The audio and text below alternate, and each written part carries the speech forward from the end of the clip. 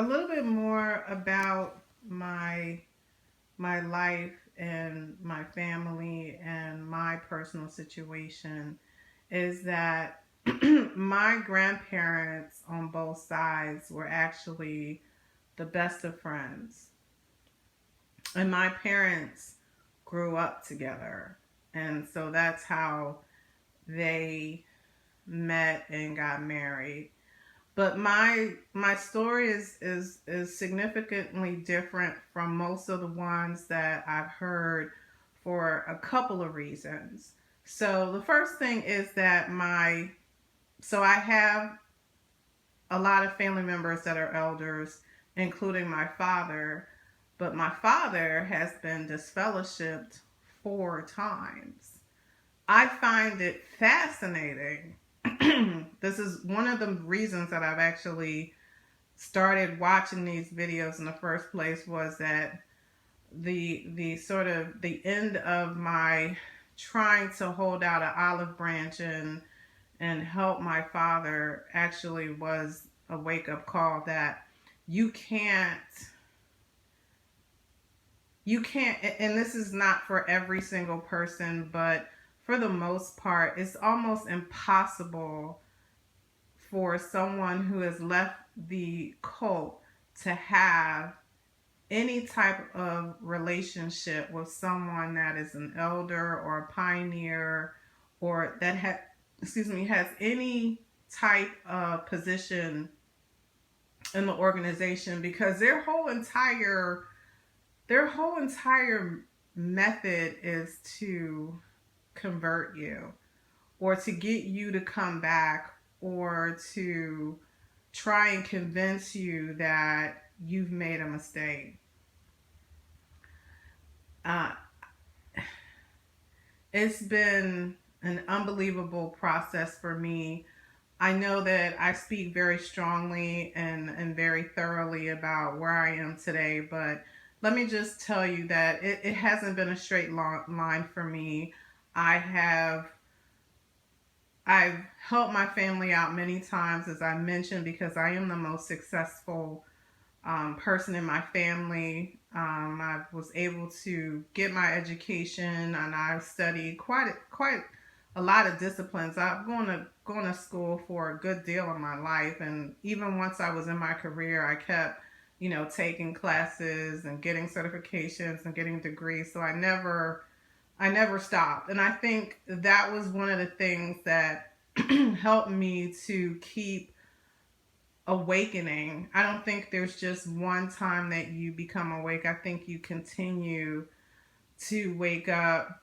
The more that you know, the more that you understand, the more that you educate yourself, the more that you are better equipped to deal with whatever it is that life is going to bring you, whether it's in the cult or not. Some of the things that I went through are very significant, excuse me, to the organization. And some of it I think is just that I had a very dysfunctional family and they just happened to be in the JW religion. So it's also just more of a humanistic story as well.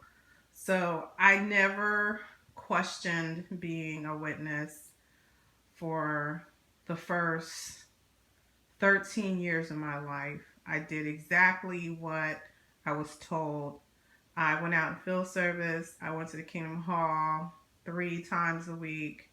I did everything I was told. The reason that my story is different is that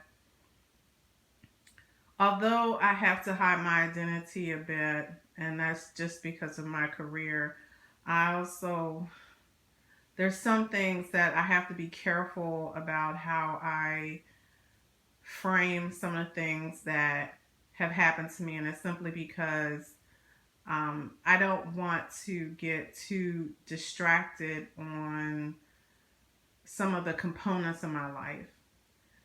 I want to stay focused on the actual topic, and for some of the components of my life, there needs to be a side video. I need to go into depth on those particular topics. So if I briefly mention something and I don't go all the way with it, it's simply because I either am going to do a separate video and talk about it in the context of the cult, or I just don't think it's relevant to get that far into the personal details of my family. I can, because, like I said, some of it is really um, just downright awful. So, but I was born into this cult. My grandparents were converted in the, I think, the 1940s.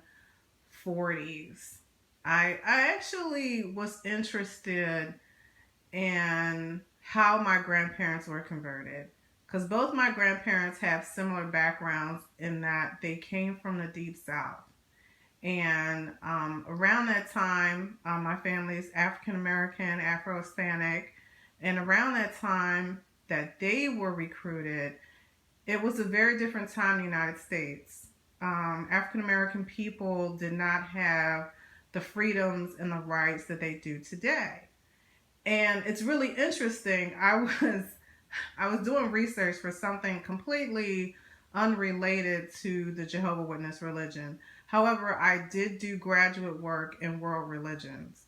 So I was just looking through some journal articles for some research that I was doing, and came across an article that someone had done regarding the Jehovah Witness religion and its recruitment of African American people in the 1940s and 50s. And it was actually done by someone that had a PhD.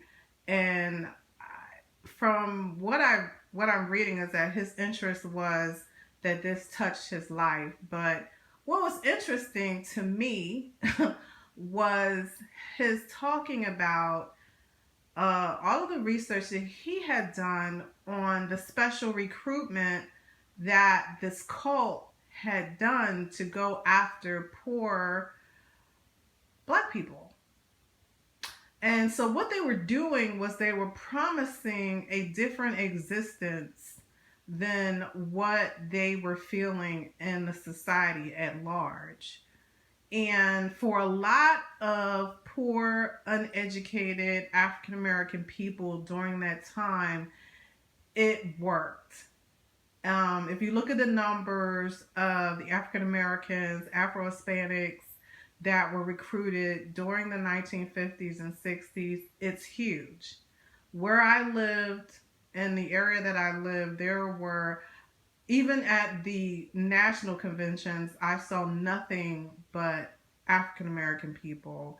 I was actually surprised, and I know this sounds funny, that there were Caucasians that were in the organization in high number, because where I lived, when I went to the circuit conventions and the district conventions, I saw nothing but African American people.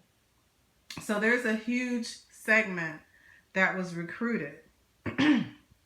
And it was interesting to me. Interesting to me because I was trying to understand how my grandparents got into this. But they did. They got into it. They followed it. My grandfather on my mother's side moved up the ranks, and he became an elder. He became a presiding overseer. The interesting thing is that my grandfather was also a pedophile and slept with all of his daughters, or the majority of his daughters, including my mother, and was never brought to justice. As I mentioned in my introduction, the sexual abuse component of my experience is huge. And it has absolutely destroyed my family. And I've just kind of sat back and watched it. And again, that's kind of the reason why I haven't been able to just completely walk away, because the destruction, it touched my siblings, it touched my family in ways that I would have never expected. And it's not just the sexual abuse, it's also something, I think I touched on it, but I'm not sure. But there's also a lot of violence and physical abuse that goes on in families and is sanctioned by Jehovah Witness. So I've seen it not just in my family, but I've seen it in Kingdom Halls. I've seen it in circuit assemblies. I've seen it in national conventions. Story after story after story.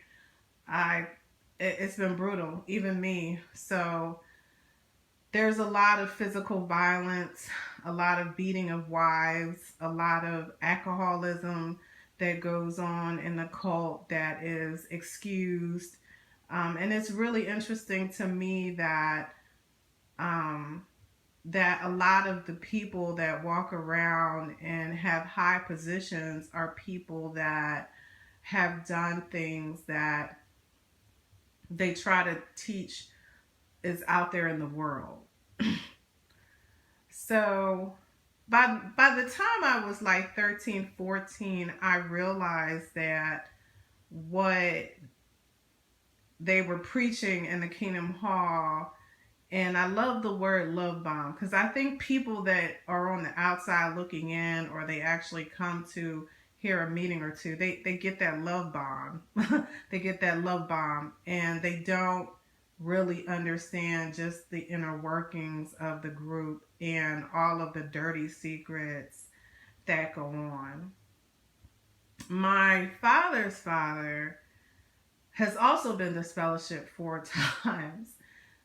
He's not a pedophile or anything like that. He was an alcoholic, and he abused his wife and his children repeatedly. But the problem with the shunning and the disfellowshipping, and the way that I see it, number one, I don't agree with it. But the reason why there are people in the Kingdom Halls that are people that actually should be locked up and put away, or people that should not have access to children or adults, is because of their disfellowshipping policy. Um, Anyone that wants to be a witness, I mean, if you really, really want to be a witness, even after you get disfellowship, it's not hard to get back into the Kingdom Hall. You just follow the script. So for people that are pedophiles, or people that have abused their wives, or people that have done things that most of us would think would get you sanctioned forever being not only included in the religion but having any type of position, all they have to do is follow a script.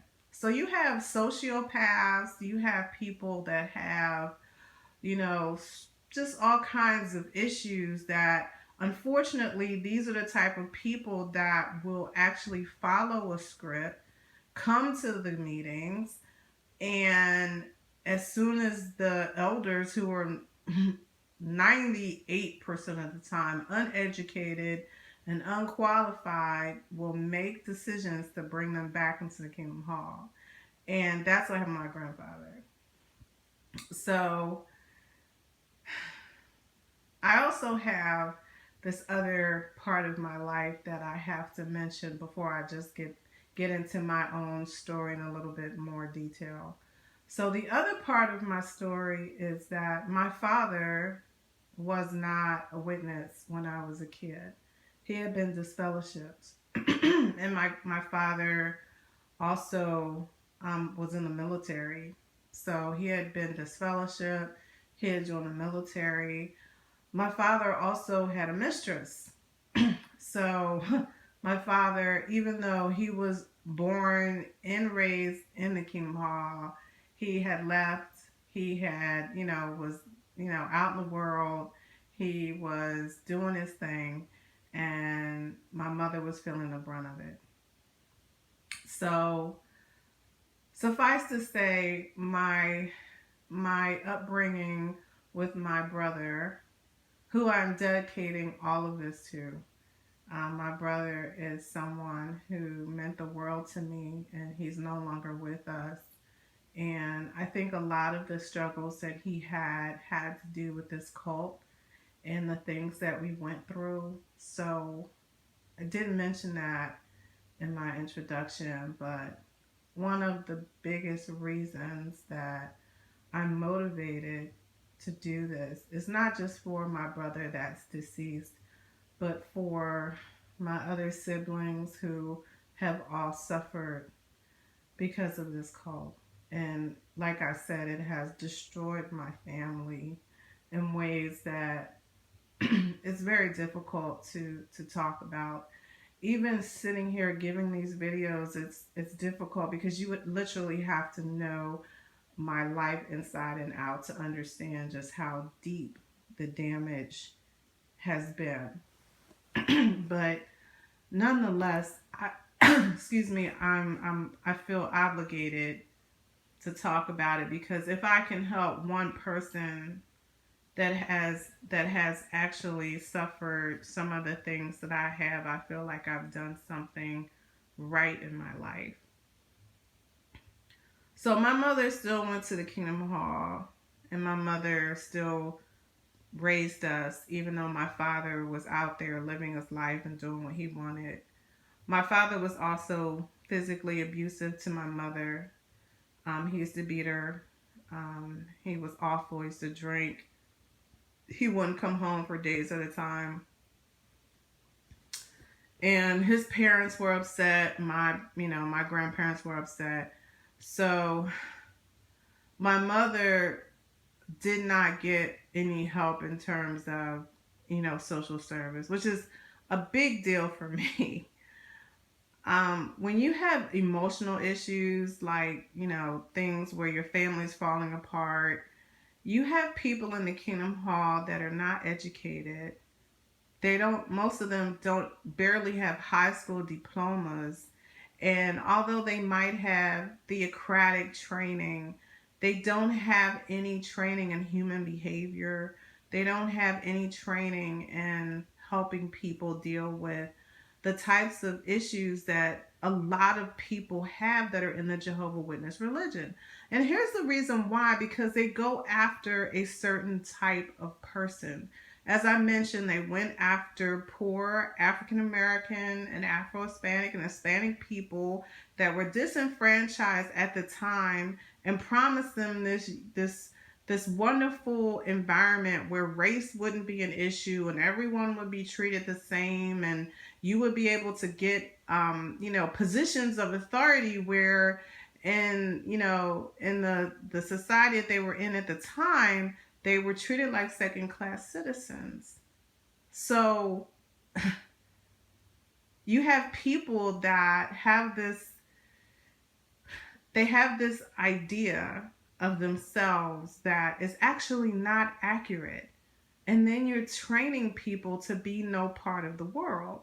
So you have women like my mom at the time who literally should have been going and getting therapy, getting, any type of social service that she could, going to unqualified people in the Kingdom Hall that were telling her, stick with your husband. Even though he's beating you, even though he has a mistress, try and work it out, try and keep the family together. My mother, one things that she actually did well was she did not listen to my father, because his behavior when he was in the military, the fact that he had his mistress living with him on base, the fact that he had beat her and all these different things, she had enough. So she literally divorced my father. And the funny part about it is that my mother and my father got remarried as soon as the divorce was final. You can't make this stuff up. My mother and my father got remarried and didn't tell my brother or I that they were getting remarried. My father got remarried because he finally got out of the military and decided that he wanted to rebrand himself. And he was just totally devastated by the fact that he could not have a relationship with his mother. And more so than my grandfather, he just needed to come back to Jehovah and come back and just, he was going, he gave every excuse in the book and he tried to rehabilitate himself. So he came back and he eventually got reinstated and he married his mistress who had two children, two sons, and my mother married the first man that gave her attention in the Kingdom Hall, someone who was mentally ill. And it was the craziest time in my life and my brother's life because literally my parents got married while we were visiting the other parent. So my mother got married when we, they had gotten divorced, worked out the custody. And again, this really is sort of as an aside from being in the Kingdom Hall, which is why I think I have such a distinctive story. So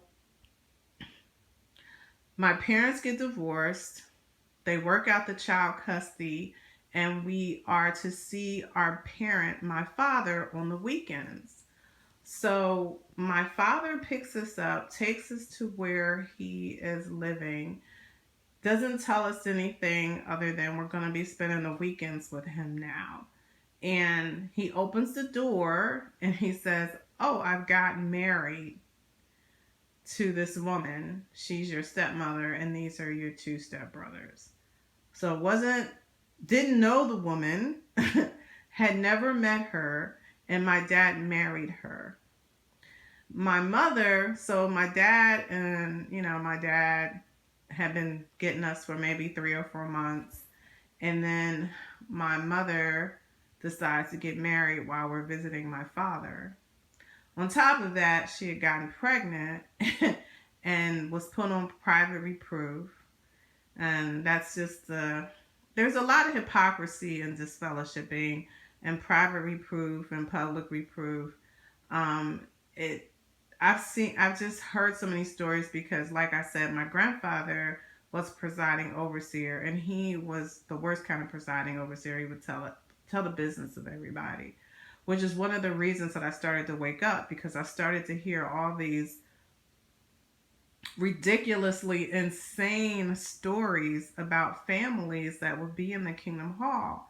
This is when I first realized that there were pedophiles in the Kingdom Hall, and I started having suspicions about my own grandfather.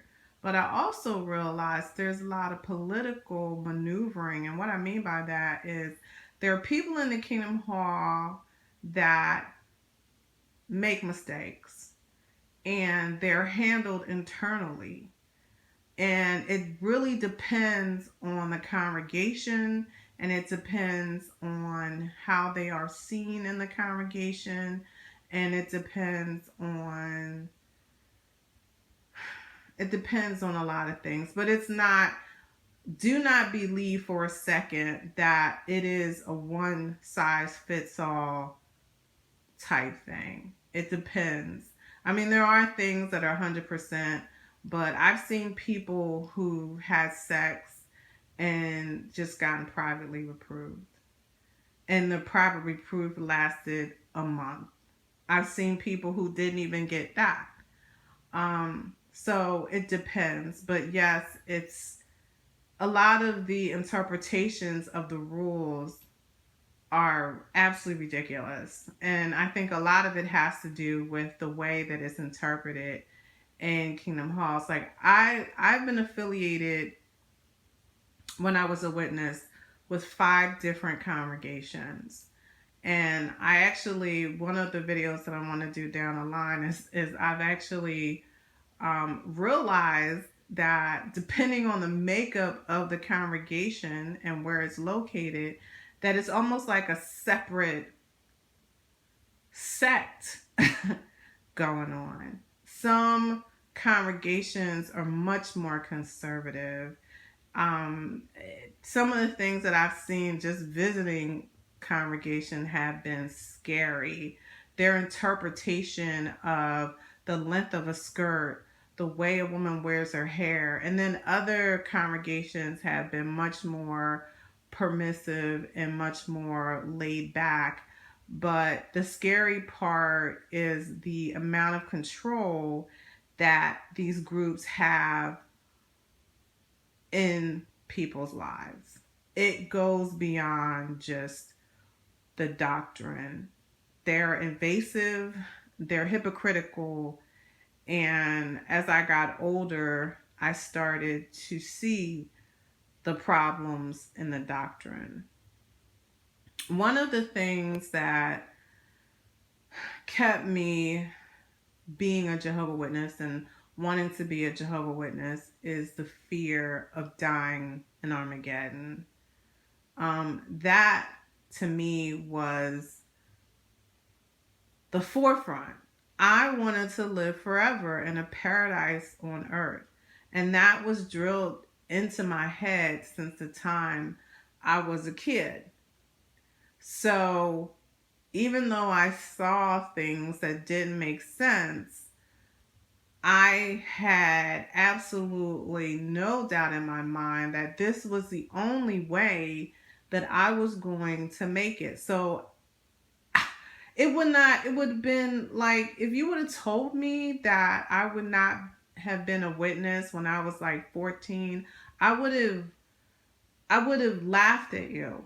I would not have believed you because this was everything that I knew. This was it. This was the entire,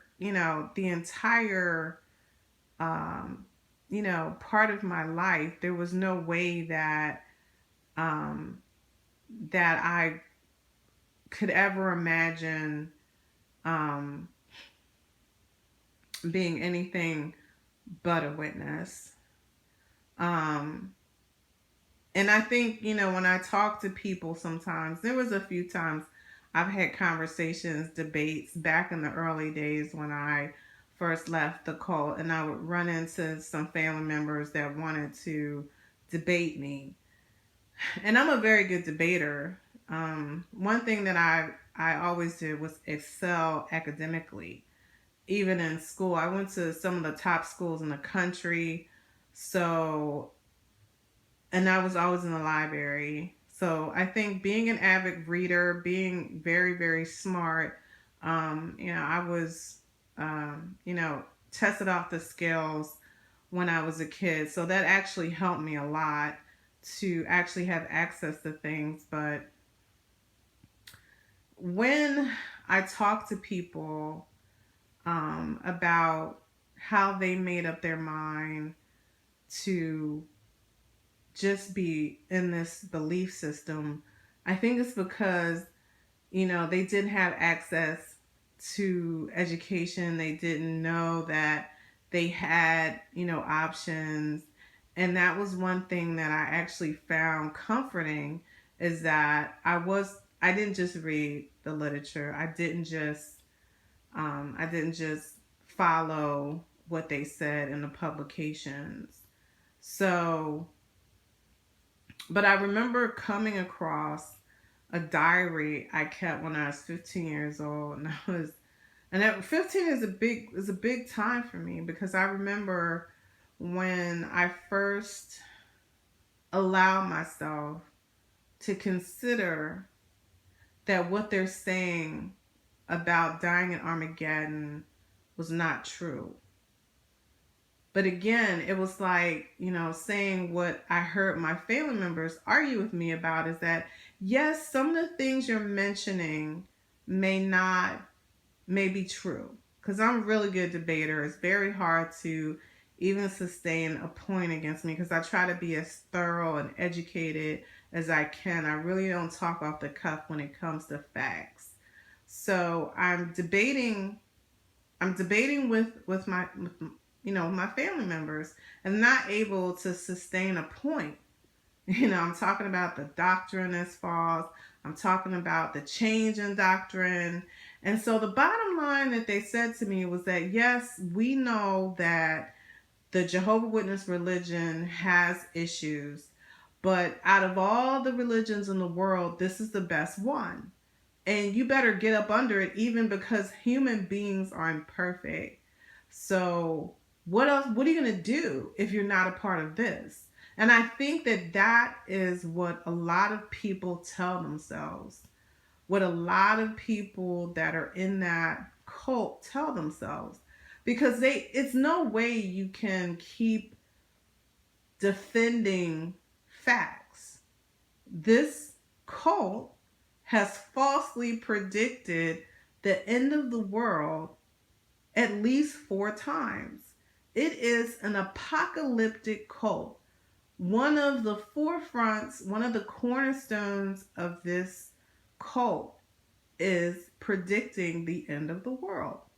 And so to do a comparative analysis with Scientology, which is one of the reasons that I actually even started thinking about doing these videos, because from an outsider, it's like, how could you ever get involved in something like Scientology? There has to be a hook.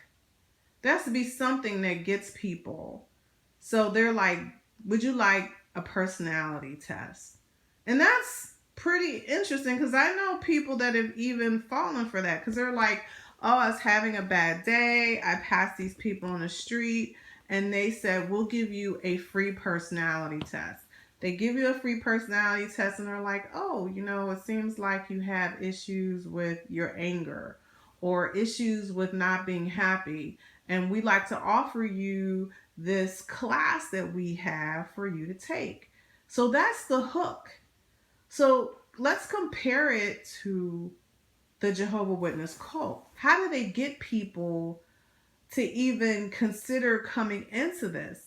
I mean, what is it? What is the carrot? So they claim that they have a secret interpretation of the scriptures to guarantee, or to somewhat guarantee, because they keep that carrot as something that you'll never fully know for sure if you get it until Armageddon comes. And that's another video for me, because that's another way that they kind of keep people hanging on to their change in doctrine and manipulation and control and fear, which are all big parts of being in a cult. This is the things that they do to keep people hooked.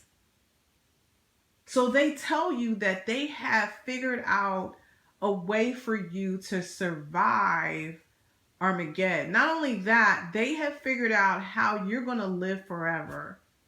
So you have people, a lot of them are uneducated, a lot of them are poor, a lot of them are disenfranchised, a lot of them have mental health issues. I mean, if you really look at the breakdown of people that have been able to be converted or brought into this cult, you're going to find a lot of similarities and backgrounds. Again, this is stuff that I actually spent some time doing research on.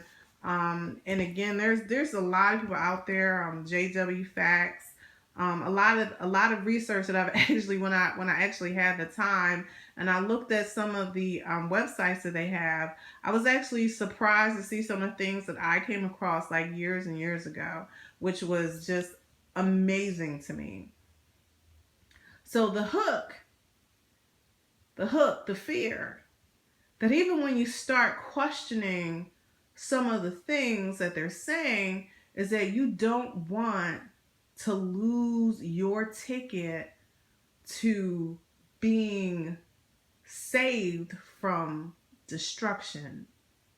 And if that's all you ever knew, like that's all I ever knew. So to even allow myself to consider that this group may not know what they're talking about was huge. And let me tell you, it's traumatic. It's traumatic.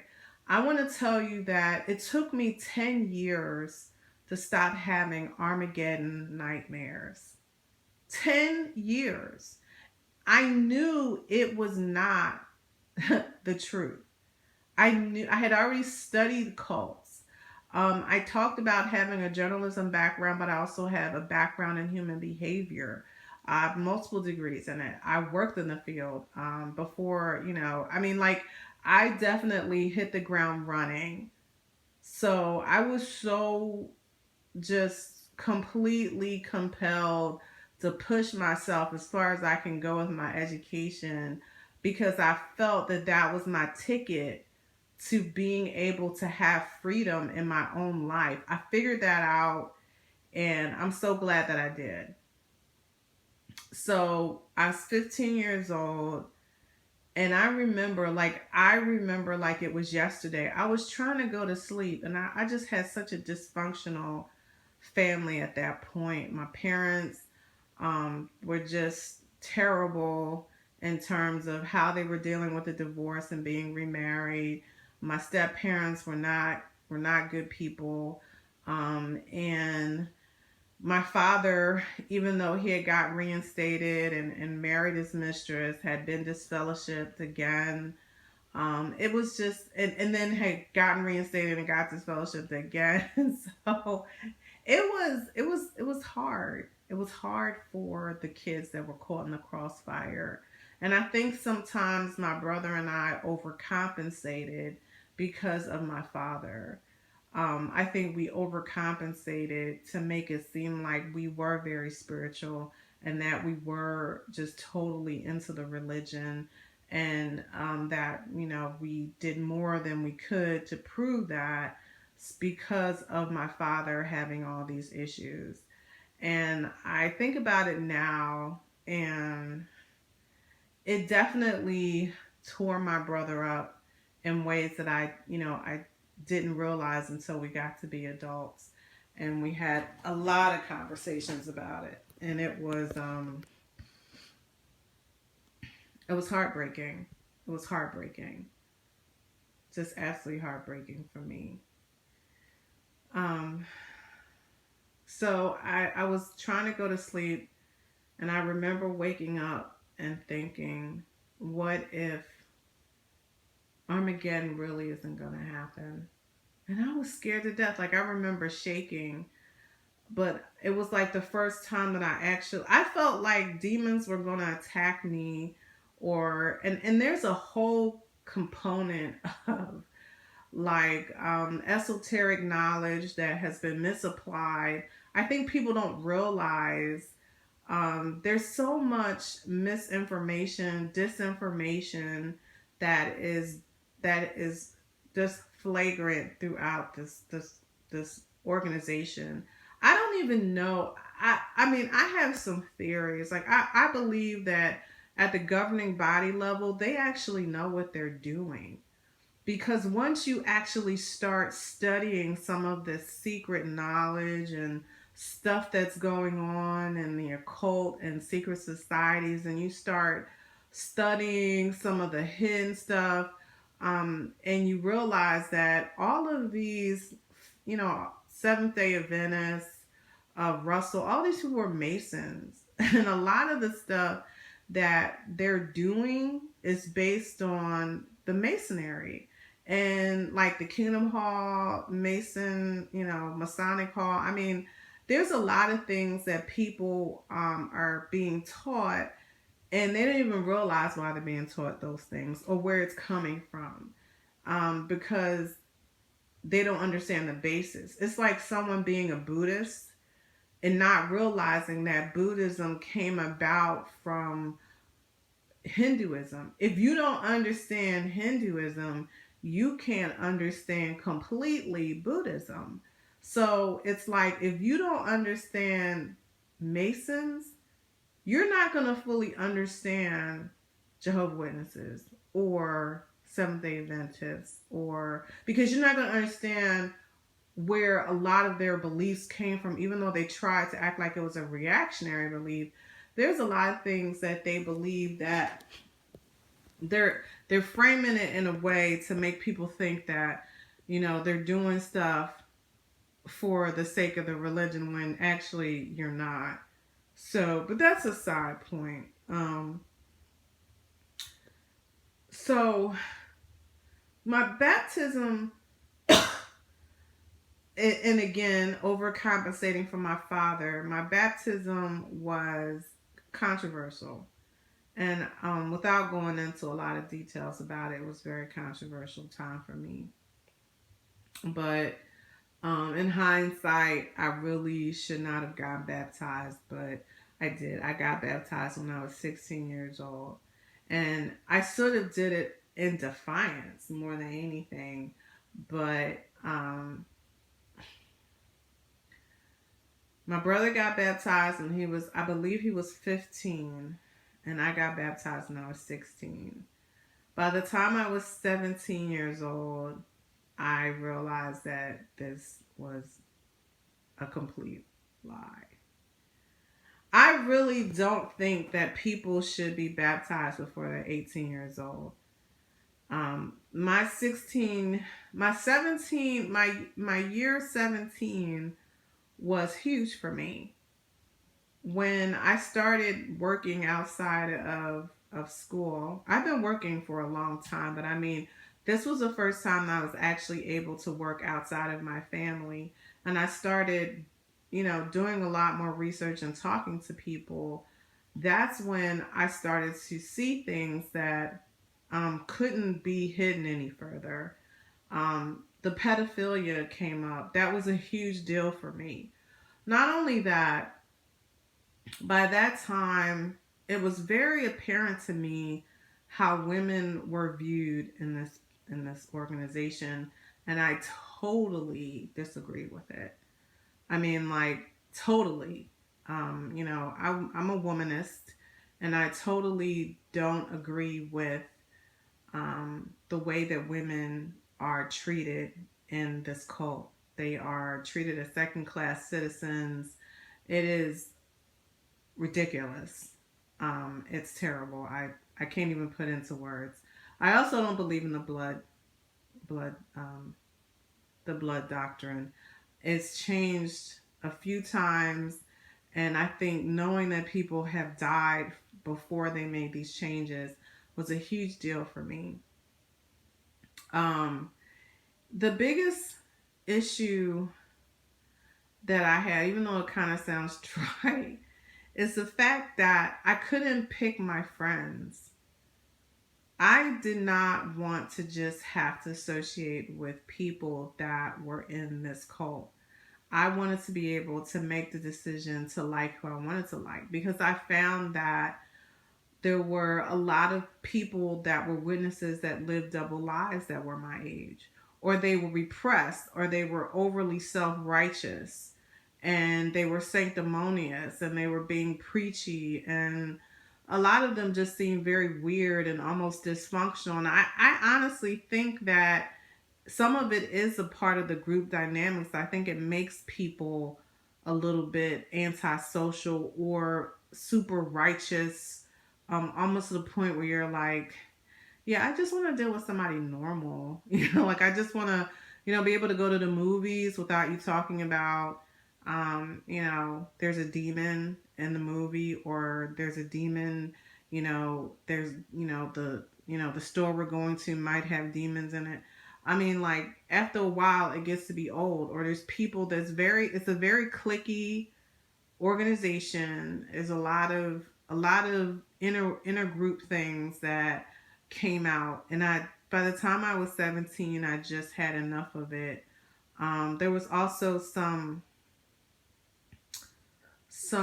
issues that I was aware of that really did it for me. I'm going to talk about these things, and I'm probably going to try and pick up later on this week.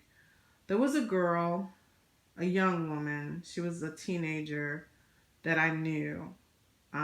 She's a friend of the family, and she had sex with a young brother that was a little bit older than her, and she got disfellowship, and he was put on private reproof, or publicly approved. But what was worse is that, so her parents, they were longtime, people in the Kingdom Hall. And, they said, yes, our daughter made a mistake. She was very apologetic about it. Um, but the way that they treated her was horrible, because the parents were like, well, they both apologized. Like, there was no difference in the way that they reacted when they got in trouble. They both confessed. They were both very, very sorry.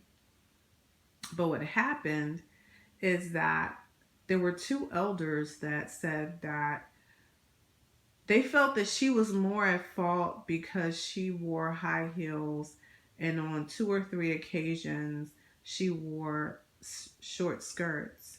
So they felt that um, she had, made him lust after her. And so that's why they disfellowshipped her, because they felt that sometimes her dress was a bit inappropriate. So her mother, who had been a long time, I think, was born into this, in this organization, was completely stunned and refused to go to the Kingdom Hall after that. The daughter got reinstated. Again, I don't think there's some big mystery. If you really want to be reinstated, you just follow the script. You go to the Kingdom Hall, you sit in the back, don't make comments. Every time they're selling something, you buy it. And, you write your letter of apology and they'll reinstate you. And this is as a side comment. This is like, I try to explain to my parents when they would bring it up. My dad more so than my mom, which I think is overcompensation on his part. If I really wanted to be a witness, I would be a witness. It's not, it's not rocket science to me. But when I heard it, when she got reinstated, they treated her like a leper, and it actually destroyed their family. So, and I knew her. I knew who she was, and I felt that it was terrible. And again, a lot of people knew about it. But the biggest thing that happened to me was, it was my first time actually seeing pedophilia up close and personal. There was a brother that went to my grandparents' Kingdom Hall, and he was gay. And so basically, they counseled him and, tried to convert him and tried to set him up with different women. And he was trying to go along with it. But he had also been inappropriate with a young brother. So he had been disfellowshipped for that. And the young brother was like right on the line, like 15, 16. And I remember when my grandmother told me, and she's like, I really shouldn't be telling you this. But the only reason they came up, I was sitting in the car with my grandmother, and she kept glaring at this brother who had just gotten reinstated, and him standing close to like a young brother. And I was like, why are you, she's like, oh, I shouldn't be saying anything. But then she told me the story, and I'm like, oh my God, why are they not calling the cops or getting the law? She's like, oh, I can't get into it. So he actually got disfellowshipped again. I don't know exactly what it was about, but then he got reinstated again, and I never forget like seeing him go out and field service with this woman who had two sons. And I remember my grandmother would just shake her head, but she was like, I just don't feel good about this, but I can't say anything because the brothers say they're working with him, like they're paying attention. I'm like, but I'm like, he should not be around little boys. And it was just like one of those things where I realized the hypocrisy of this cult. And I just couldn't keep making excuses for what I saw, but I had to come up with an exit plan. And I knew that I needed to make an exit, but I had to come up with something where I wasn't completely left out in the cold. And I thought it was a great time for me because I was going to go to college, and I had already started developing a, um, I don't want to say a safety net, but I started developing a network of friends, and I had a boyfriend, and I started just developing a network of friends outside of the Jehovah Witnesses. And that was my, that was my plan. My boyfriend, he was a secret. I just, it was, it, I haven't even begun to touch on the things, but this is as much as I can start talking about my process of leaving. I haven't thought about some of these things in years, but I wanted to take an opportunity to at least start telling my story. And again, it is very cathartic for me because at the time, and I'll leave with this, there wasn't any internet. There wasn't any there wasn't any YouTube videos. There wasn't anything for me to think that there were other people like me. And when I say people like me, I mean people who had generationally been brought up in this cult, people that had their entire family on both sides in this cult, people that had to basically start over and basically walk away from everything they've ever known just so that they can have freedom to live their own life.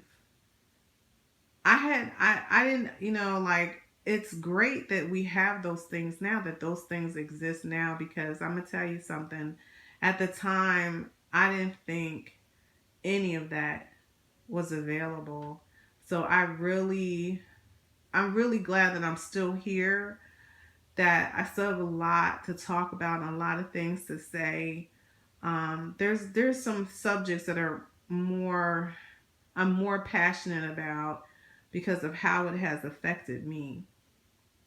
Um, I want to end now with the symbolism of this particular image that I'm focusing on instead of myself.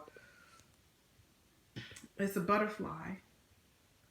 And this jeweled butterfly means a lot to me because the butterfly represents transformation for me.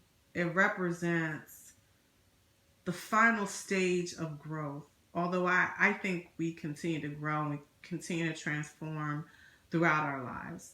But waking up and allowing yourself to think beyond what you're told and having your own freedom to live the life that you want on your own terms is what every human being deserves.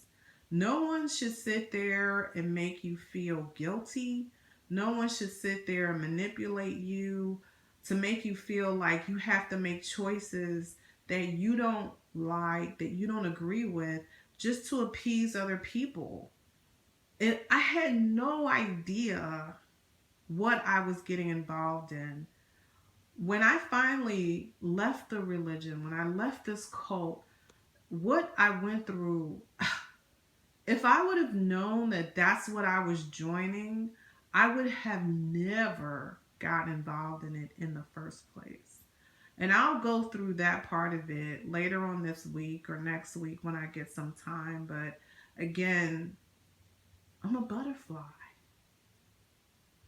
on my own terms. And if I can help one person, if my own personal journey can empower a man or a woman, I certainly care about the women that have been impacted by this belief system that makes you feel like you have to be so submissive that you lose yourself. And that's not something I agree with, because I'm like, you can be whatever you want to be. You don't have to be in that organization. There is no such thing as Armageddon. They have reinterpreted the scriptures. If you are Christian, I'm not Christian, but if you are, I have friends that are Christian. We all get along, that's fine. Their own sacred text they've had to change. repeatedly along with their doctrine to keep people in this group. You have to ask if your belief was so inspired by God, if it was so right, why do you have to keep moving the mark? I'll leave on that note.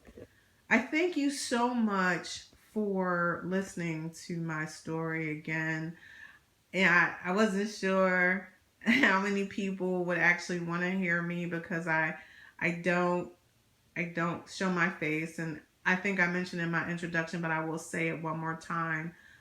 I don't show my face. It's not because of fear of being an apostate. It's because I have a high profile position and I can't have my face or, my person attached to YouTube videos that have to do with a cult that I used to be a part of.